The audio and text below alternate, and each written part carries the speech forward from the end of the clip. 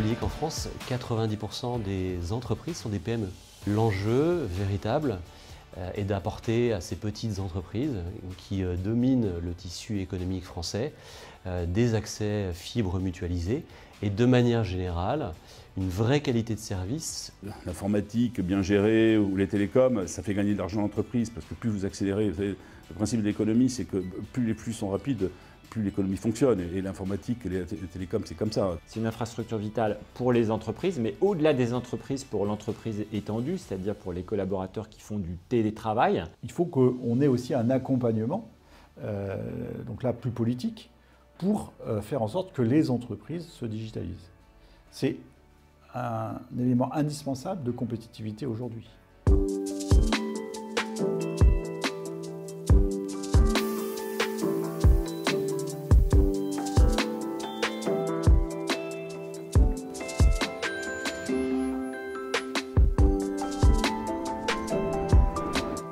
Pour que l'écosystème fonctionne et qu'il soit pérenne, je pense qu'il faut respecter la chaîne de valeur et l'apport de chaque élément de la chaîne de valeur. La chaîne de valeur, c'est les opérateurs d'infrastructure qui fournissent de l'infrastructure, un certain nombre d'acteurs de wholesale, de gros, qui vont activer l'infrastructure et la fournir, aux opérateurs de détail ou plutôt aux opérateurs de service. C'est vrai qu'il y a des opérateurs adaptés à la taille de certaines entreprises.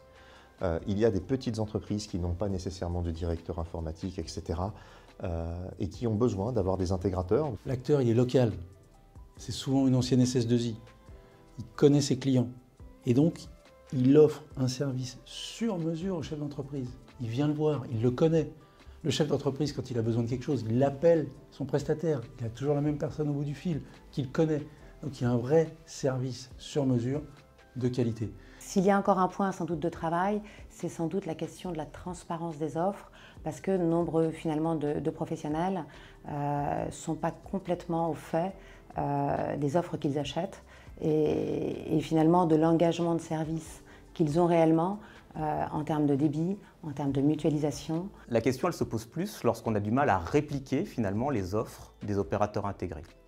Alors ça peut être pour une notion d'espace économique, mais la difficulté, elle vient surtout lorsqu'on n'a pas la disponibilité de la matière première. Aujourd'hui, c'est vrai, on pourrait se poser la question de savoir comment les opérateurs alternatifs arrivent à être compétitifs face aux opérateurs traditionnels qui ont une expérience avérée et qui ont une puissance d'image et de marketing importante. Il faut savoir que c'est le même phénomène que les AMAP. Aujourd'hui, le consommateur final sent bien qu'un autre monde existe et qu'une alternative existe à la grande distribution par exemple.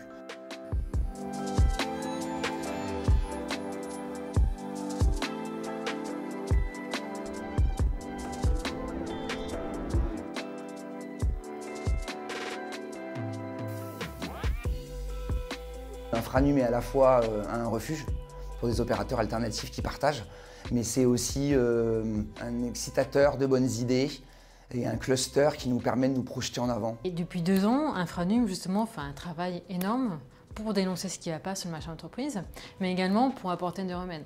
Le rôle d'Infranum, il est primordial. Pourquoi? Parce qu'aujourd'hui, il y a plus de 1500 opérateurs déclarés auprès de l'Arcep, des petits, des moyens, des gros, des opérateurs de détail, des opérateurs de wholesale. Et Infranum rassemble l'ensemble de ces voix, les synthétise, en fait un consensus qui est remonté au niveau des services d'État, au niveau du régulateur. Et Infranum fait ça extrêmement bien puisqu'elle arrive à la fois à apporter des messages avec beaucoup de calme, beaucoup de sérénité, et ces messages sont entendus puisqu'ils sont repris aujourd'hui dans certaines analyses de marché. Continuons à tous avancer dans la même direction. Nous avons une bonne dynamique. Nous sommes vus de partout dans le monde comme un exemple de déploiement de la fibre optique. Il faut continuer avec cette même énergie, cette même cohésion pour être bientôt le pays le mieux fibré en Europe, voire dans le monde.